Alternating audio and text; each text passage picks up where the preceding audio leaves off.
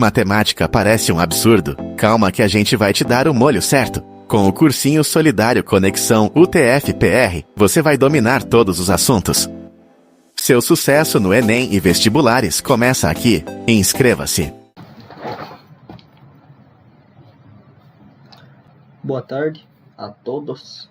Hoje vamos continuar nossas aulas de matemática com a nossa aula 9, mas aqui está 12, que é análise de gráficos e tabelas. Eu tinha comentado que ia fazer essa aula mais para o final, por causa que ela seria interessante a gente ter alguns conceitos de estatística e de geometria analítica, mas ela é uma aula muito tranquila e eu optei por fazer ela agora, porque assim eu posso deixar para a gente ter essas aulas mais importantes, entre algumas aspas, para fazer presencialmente, porque elas conseguem ser mais proveitosas, a gente consegue extrair mais delas, né?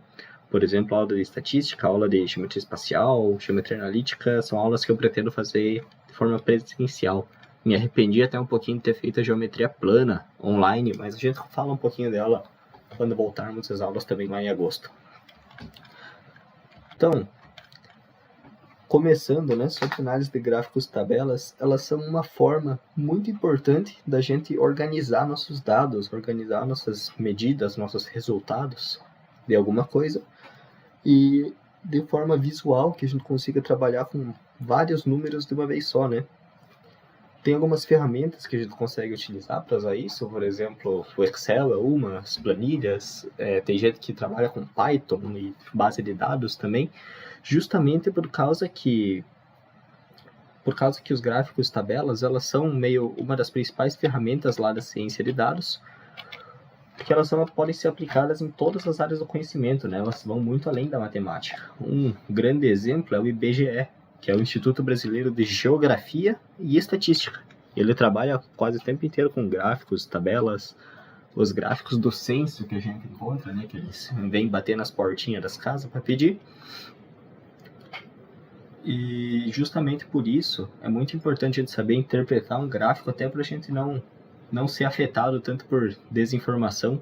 Tem muita gente que se aproveita da má interpretação de gráficos para espalhar desinformação na internet ou convencer pessoas de mentiras.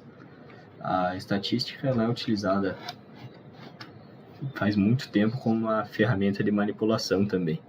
Mas enfim, não é o nosso contexto agora. Somente interessante. Mais para frente a gente fala mais disso daí. Então, olha só. Principalmente nas questões do Enem, é muito importante a gente saber interpretar esses gráficos e essas tabelas, por causa que quase todas as questões elas vão nos dar os dados de alguma forma tabeladinha, com alguma representação visual, com algum gráfico ou com alguma tabelinha para a gente ter que trabalhar em cima. Por exemplo, aqui tem essa tabelinha, né? Que a gente ia relacionar, por exemplo, como se fosse uma questão do Enem, ela provavelmente ia pedir qual é a marca que apresenta o melhor custo por quilo de produto, sabe? Então, sempre vai ter esses dados de investimento, sempre vai ter que trabalhar com algumas tabelas. Sempre não, né? Mas em uma boa parte, acho que mais da metade das questões de matemática do Enem é sobre isso. Então, aproveitar que já estamos aqui, vamos começar a falar sobre tabelas, né? O que são tabelas? Tabelas são essa forma que a gente tem de organização de dados, quando a gente tem mais de um número, mais de um dado, e a gente quer relacionar eles. A gente sempre vai ter algumas categorias, né? Categorias que a gente vai diferenciar as categorias tanto por linhas ou por colunas. Aqui, por exemplo, nós estamos separando as categorias dos nossos dados nas colunas, que são essas linhas verticais, aqui o que está de pé, e colocando os nossos grupos, né? As nossas informações respectivas aqui nas linhas. Então, aqui a gente vai ter todos os preços das embalagens. O preço da embalagem referente à marca 1 e referente a quantos quilos que vem. Então, se eu quero, por exemplo, encontrar o valor da marca 4, né? É só eu vir procurar aqui na minha coluna das marcas, a minha marca 4, e tudo que está nessa linha vai ser referente à marca 4. Agora sobre análise de dados, os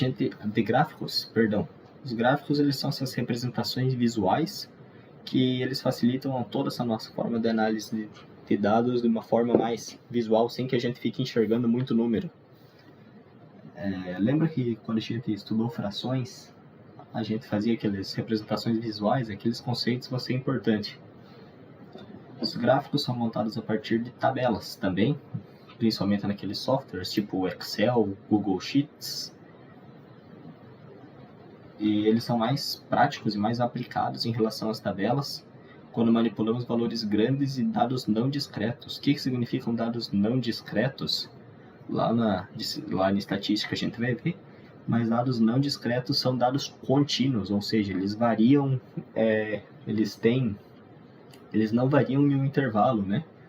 Um exemplo de um dado que não é discreto pode ser, por exemplo, a altura. A altura não varia exatamente em padrões, né? A altura pode ter várias casas decimais ali, dependendo do quanto a gente for considerar. E um exemplo de um dado que poderia ser discreto seria a quantidade de cachorros que uma pessoa tem. Vai sempre variar no intervalo de uma unidade, né? Não tem como alguém ter 1/3 de cachorro. Eu espero que ninguém tenha 1/3 de cachorro. Mas, enfim, essa é a principal diferença. A gente vai falar disso com mais detalhes quando a gente estiver estudando lá a estatística. Mas é importante a gente ter esse conteúdo, ter esse conceito, principalmente por causa que esses dados contínuos, eles são muito mais fáceis da gente visualizar ele em gráficos. Outra vantagem dos gráficos é que quando a gente estiver trabalhando com centenas, milhares, milhões de dados, não faz sentido a gente montar uma tabela com 300 linhas se a gente pode só montar um gráfico que vai relacionar todo esse nosso inteiro, né? E tem softwares que fazem isso pra gente. Então, os gráficos eles vão ter alguns elementos principais aqui, que a gente tem que saber o que cada um é, tem que saber interpretar eles para a gente conseguir interpretar o gráfico, né? Vamos ter o título do gráfico vai sempre representar uma forma geral, o que ele significa. Por exemplo, aqueles gráficos de IBGE, lá eles sempre tem o título de quantidade de chuveiros elétricos por casa. Vamos ter os eixos X e Y, que nem que a gente falava lá nos planos cartesianos. O eixo X, o eixo das abscissas, o eixo Y, o eixo das ordenadas, né? Que é o eixo da horizontal e da vertical.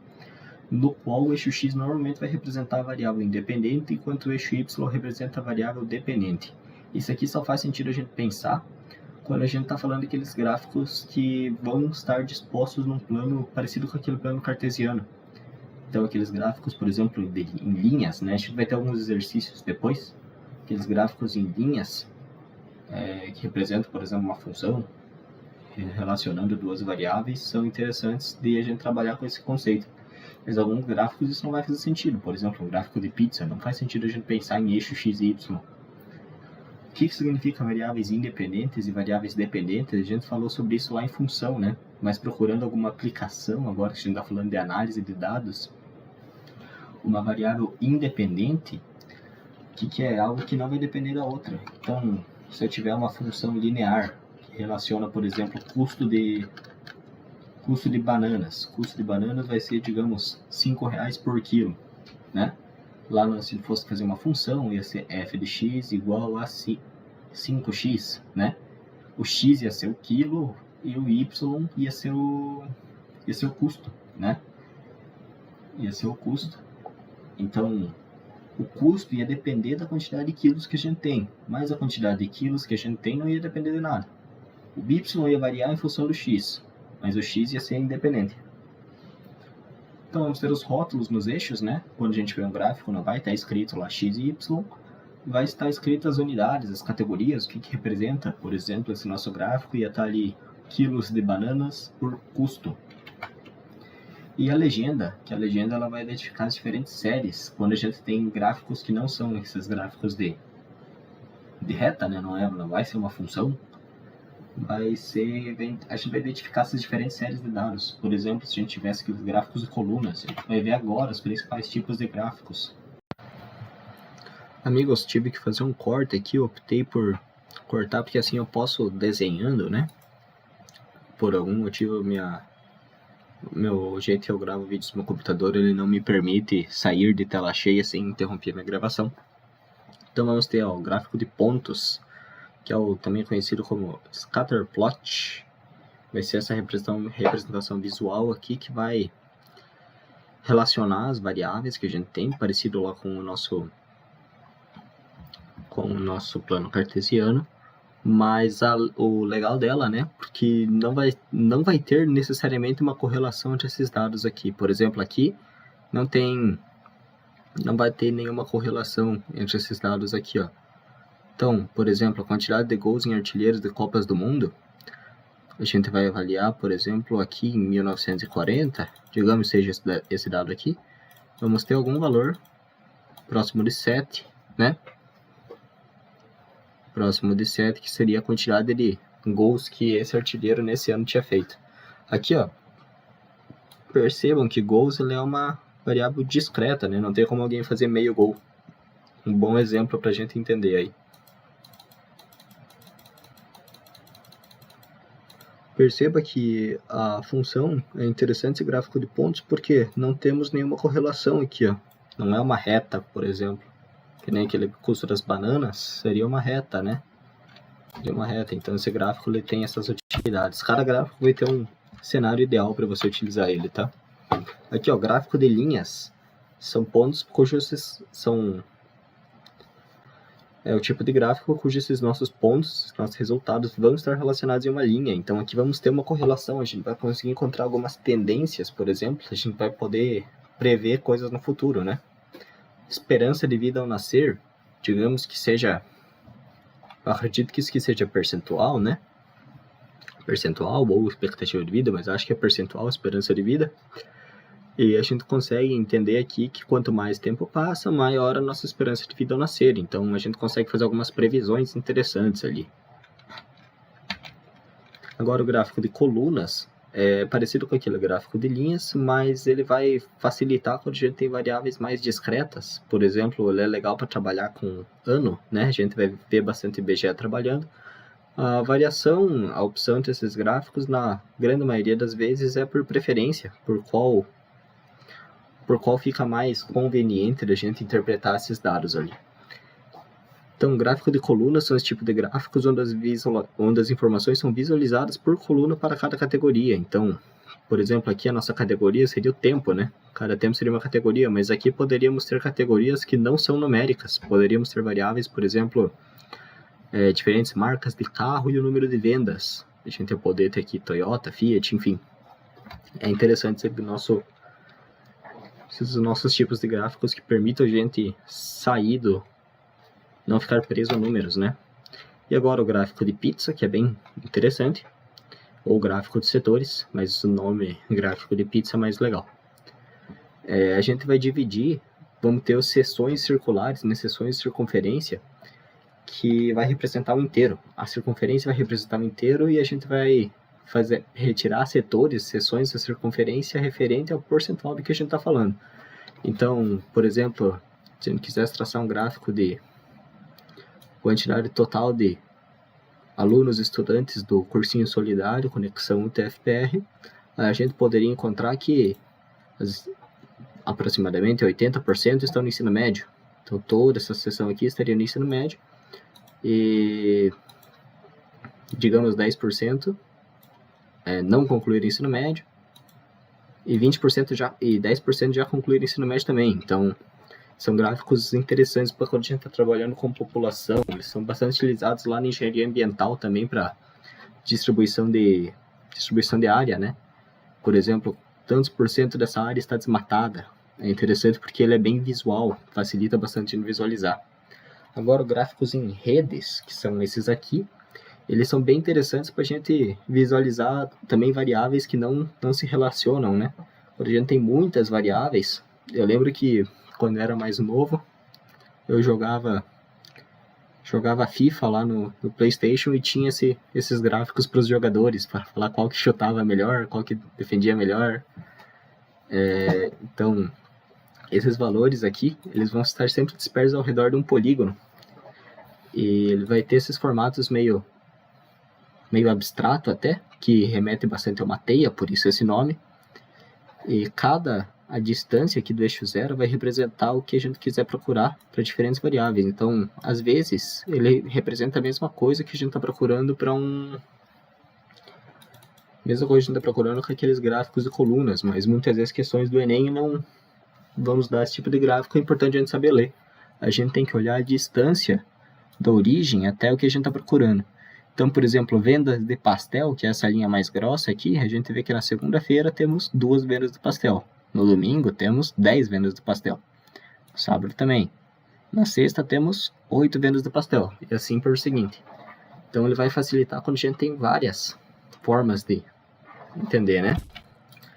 E agora, o mais importante de todos, sem sombra de dúvidas, o gráfico pictórico de imagens, que aparece bastante no Facebook. 2 flores mais um buquê, dá 10, quanto que vale um buquê? Essas questões ali que a sua mãe vem lhe mostrar para você ajudá-la a resolver, bem legal. Então, esses gráficos aqui é a mesma coisa que um gráfico de colunas, a única função dele, né, a única função desse tipo de gráficos é para chamar mais atenção, ele ser mais visual, ser mais fácil. Por exemplo, aqui vendas de buquê de flores, vamos colocar vários buquês de flores aqui para facilitar a visualização. A única importância é a gente saber interpretar os outros tipos de gráficos, né? A importância disso aqui é somente prender atenção, mas é importante falar que sempre a imagem vai estar representando algum tipo de unidade, e o gráfico tem que indicar o que significa essa unidade.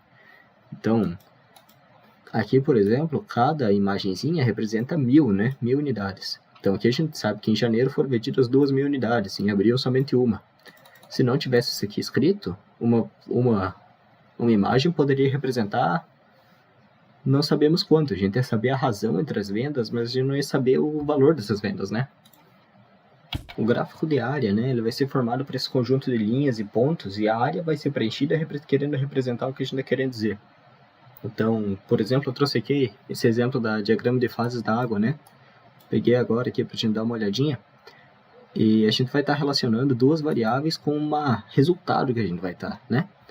Por exemplo, esse aqui é bem legal, o diagrama de fases lá da físico-química. A gente vai ter sempre relacionando a pressão, aqui embaixo não está mostrando, mas é a temperatura, né? A temperatura. E a gente vai ver que a certas condições de pressão e a certas condições de temperatura, a água vai estar tanto sólida quanto líquida quanto gás. Então, esse gráfico ele acaba sendo bem útil, ele não é nem um pouco comum no Enem. Eu acho que não cheguei a ver ele quando eu fiz o Enem, quando eu estava estudando para o Enem. Mas é interessante vocês conhecerem ele. Ele é uma distribuição bem legal.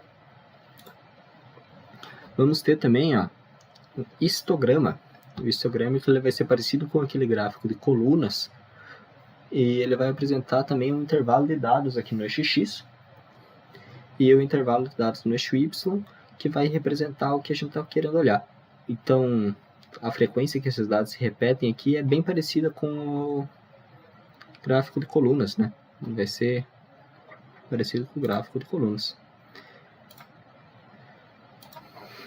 Interpretar esses gráficos, interpretar esses dados, vai muito além da gente só olhar e conseguir extrair as informações, né? A gente tem que saber procurar as previsões, tentar encontrar alguns padrões nele que vai ajudar a gente a prever algumas coisas, né? Por exemplo, gráficos de retas, gráficos de linhas, eles são bem legais porque eles são fáceis da gente trabalhar com essas previsões. A gente poderia tentar aplicar aqueles princípios da modelagem, extrair uma função em cima desse gráfico aqui e conseguir prever, por exemplo, qual que é essa esperança de vida ao nascer em 2050, né? Claro, tem vezes que uma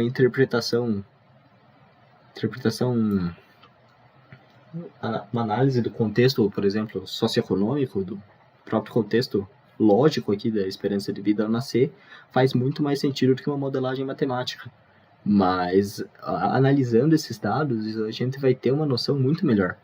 Tem várias questões do Enem, por exemplo, tivemos questões no nosso teste diagnóstico que pedem para a gente fazer previsões com esse tipo de gráficos, por exemplo, gráficos de linha são os mais comuns.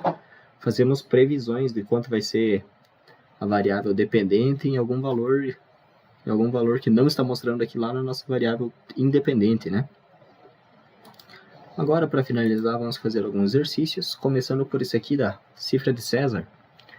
Um exemplo de um método de codificação de mensagens utilizado por Júlio César para se comunicar com seus generais. Cada letra era tocada por uma letra que aparecia no alfabeto e um número fixo de casas para frente ou para trás, de forma cíclica. Aqui tem um exemplo que cada letra é substituída pela letra que vem 3 posições à frente. Então, a gente vai ter aqui A, B, C e D, e o codificado vai ser D, E, F, G. Por quê? Sempre vai ser a letra original mais 3 posições. Então, se eu pego o A, né? O A e desloco 1, 2, 3, eu vou ter o D. Por isso, o referente ao A é o D. O B, 1, 2, 3, vai ser o E. Então, aqui vamos ter esse deslocamento aqui. Aqui lá no final a gente pula uma casinha de volta, né?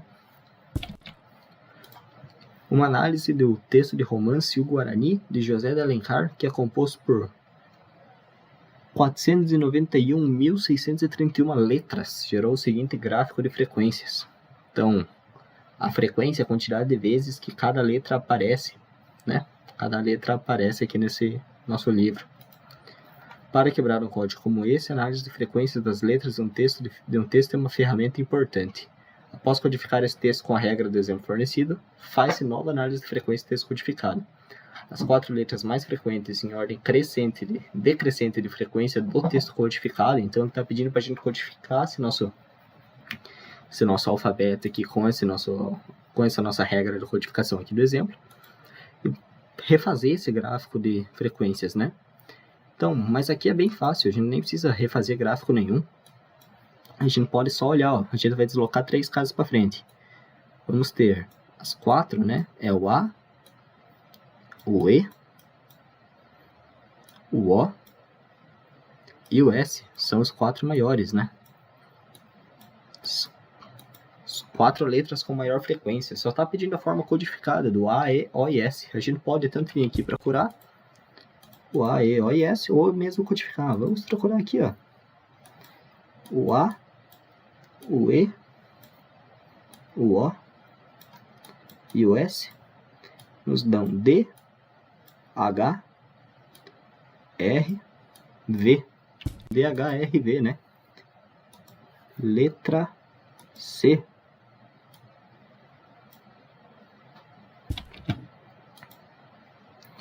Agora aqui, o gráfico apresenta o nível de ocupação de 5 reservatórios de água que abasteciam uma cidade em 2 de fevereiro de 2015.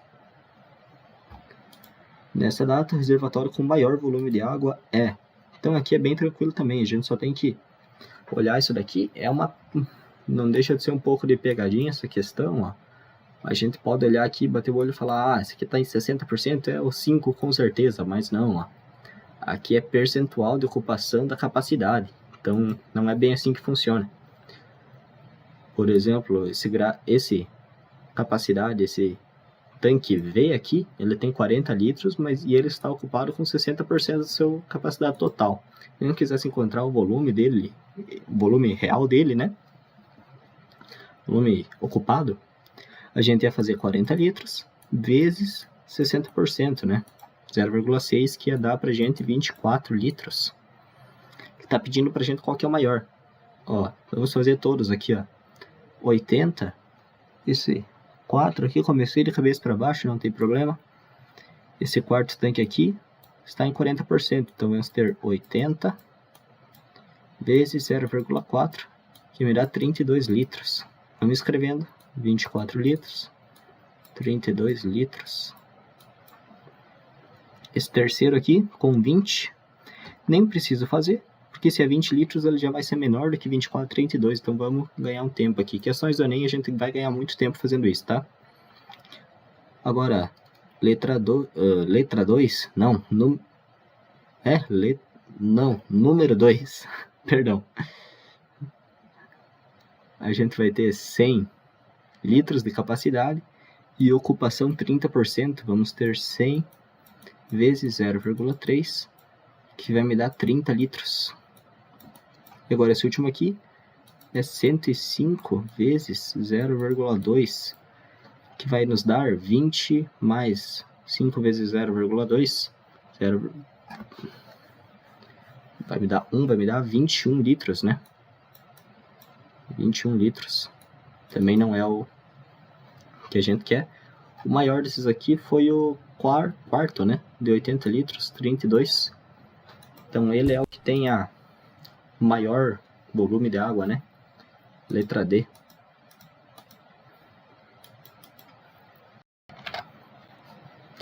Muito obrigado, então, meus amigos. Peço perdão por qualquer coisa, se for algum conteúdo pendente.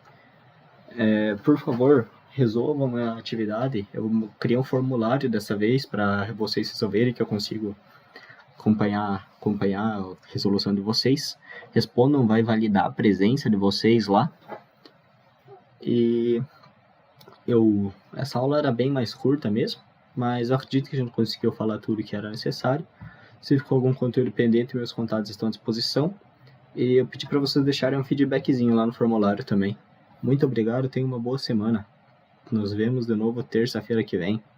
Toda terça vídeo novo, a parada é semanal.